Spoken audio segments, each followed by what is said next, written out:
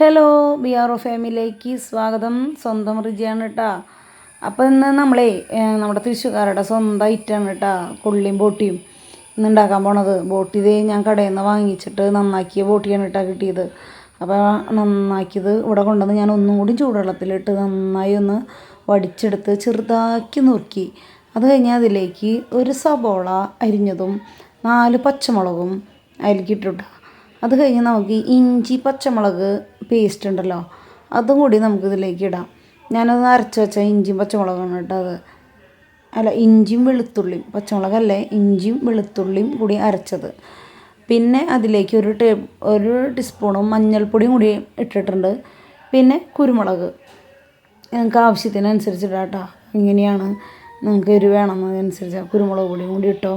പിന്നെ ആവശ്യത്തിന് ഉപ്പും കൂടി ഞാൻ ഇതിലേക്ക് ഇട്ടിട്ടുണ്ട് കേട്ടോ. അത് കഴിഞ്ഞ് വേപ്പിൻ്റെ ഇലയും കൂടിയും നമുക്കിതിൽ ഇട്ട് നന്നായി ഒന്ന് ഇളക്കിയെടുക്കാം കേട്ടോ. ഒന്ന് എല്ലാവരുടെയും ഇതൊക്കെ ഒന്ന് ആവുന്ന രീതി വരെ ഒന്ന് ഇളക്കാം. ഇളക്കി കഴിഞ്ഞ് നമുക്ക് വെള്ളം ഒഴിക്കണ്ട കേട്ടോ. വെള്ളം ഒഴിക്കാതെ തന്നെ നമുക്കിത് കുക്കർ അടച്ച് വെച്ച് വേവിക്കാനായിട്ട് ഗ്യാസുമ്മേൽ വയ്ക്കാം. അത് വെന്ത് ഞാൻ മാറ്റി വെച്ചിട്ടുണ്ട്. അത് കഴിഞ്ഞ് ഞാനതിലേക്ക് കൊള്ളി എടുത്തിട്ടുണ്ട് കേട്ടോ. 1/2 കിലോ ബോട്ടിക്ക് ഞാൻ 1/2 കിലോ കൊള്ളി എടുത്തു. അത് കഴിഞ്ഞ് അതൊന്ന് നന്നാക്കി ചെറുതാക്കി നുറുക്കാം കേട്ടോ. നമ്മൾ ചെറുതാക്കി നുറുക്കാം. അപ്പോൾ നമ്മുടെ ഈ ചാനൽ ഇഷ്ടമാണെങ്കിൽ അതൊന്ന് സബ്സ്ക്രൈബ് ചെയ്യണം, ലൈക്ക് ചെയ്യണം, കമൻറ്റ് കൂടിയും നിങ്ങൾ പ്രോത്സാഹിപ്പിക്കണം കേട്ടോ. നിങ്ങളുടെ പ്രോത്സാഹനമാണ് നമുക്ക് ഏറ്റവും വലുത്. അപ്പോൾ അങ്ങനെ നമ്മൾ ചെറുതാക്കി നുറുക്കി അതിലേക്ക് ഇത്തിരി മഞ്ഞളും ഉപ്പുപൊടിയും കൂടി ഇട്ട് നന്നായി തിരുമ്പി ഞാനത് അടുപ്പത്തേക്ക് വെച്ചിട്ടുണ്ട് കേട്ടോ. അപ്പോൾ ഞാൻ അങ്ങനെ കുറച്ച് അത് വേവാനുള്ള വെള്ളം മാത്രം മതി, അധികം വെള്ളം വേണ്ട. അപ്പോൾ അത് ഞാൻ അങ്ങനെ അടുപ്പത്തേക്ക് വെച്ചിട്ടുണ്ട്. അടുപ്പത്ത് വെച്ചത് മാറ്റി വെച്ചിട്ടുണ്ട്. അപ്പോൾ നമുക്കിവിടെ ബോട്ടി വെന്ത് വന്നിട്ടുണ്ട്.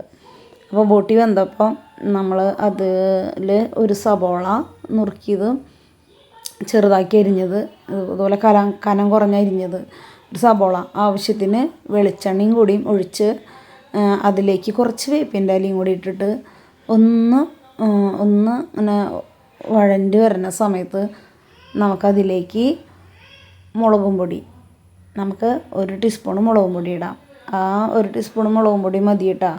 കാരണം നമ്മളതിൽ പച്ചമുളക് ഇട്ടിട്ടുണ്ട്, കുരുമുളക് പൊടിയും കൂടി ഇട്ടിട്ടുണ്ട്. അപ്പോൾ നമുക്ക് 1 ടീസ്പൂൺ മതിയാവും. കാരണം എനിക്ക് ഇത്തിരി എരിവ് വേണം കൂടുതൽ, അതുകൊണ്ടാണ് ഞാൻ 1 ടീസ്പൂൺ ഇട്ടേ. നിങ്ങൾക്ക് എത്ര എരിവ് വേണ്ടെങ്കിൽ ഇത്തിരി കൂടി കുറച്ചിടാം കേട്ടോ. അപ്പോൾ നമുക്കതിലേക്ക് പിന്നെ ഞാനിതിൽ ഒരു 2 ടീസ്പൂൺ മല്ലിപ്പൊടിയും കൂടി ഇട്ടിട്ടുണ്ട്. പിന്നെ ഗരം മസാല അതും കൂടി ഒന്ന് നന്നായി വഴണ്ടി വരുന്ന വരെ നന്നായി ഇളക്കി കഴിഞ്ഞ് അതൊന്ന് മൂത്ത് കഴിയുമ്പോൾ നമ്മൾ വേവിച്ച് വെച്ചിരിക്കുന്ന ബോട്ടി ഉണ്ടല്ലോ, അവനതിലേക്കാണ്ട് തട്ടാം. എന്നിട്ട് ഇത് അങ്ങോട്ട് യോജിപ്പിച്ച് ഇളക്കാം. അതിൻ്റെ പിന്നിൽ ഞാൻ അവിടെ കൊള്ളിക്കിഴങ്ങ് വേവിച്ച് ഉടച്ച് വെച്ചിട്ടുണ്ടായിരുന്നു കേട്ടോ. ഉപ്പിട്ട് വേവിച്ച് വെച്ച കൊള്ളിക്കിഴങ്ങും അത് ഇതിൻ്റെ കൂടെ ഇട്ടിട്ട് ഒന്ന് മിക്സ് ചെയ്ത് ഇളക്കിയാണ്ട് ഇവനായിട്ട് യോജിപ്പിച്ചാണ്ട് എടുക്കുക. എല്ലാവിടെയും ബോട്ടി ആവാൻ പാകത്തിനും എല്ലാവിടെയും കൊള്ളി ആവാൻ പാകത്തിന്. എന്നിട്ടൊരു പാത്രത്തിലേക്ക് പകർത്തി അതിൻ്റെ മേലെ കുറച്ച് നമ്മുടെ സബോള അരിഞ്ഞത്, കുരുന്ന സബോള അരിഞ്ഞത് കൊണ്ട് ഇട്ടിട്ടുണ്ടല്ലോ, അതങ്ങോട്ട് കോരി കഴിച്ചാൽ അടിപൊളി ടേസ്റ്റാണ്. എൻ്റെ പൊന്നോ.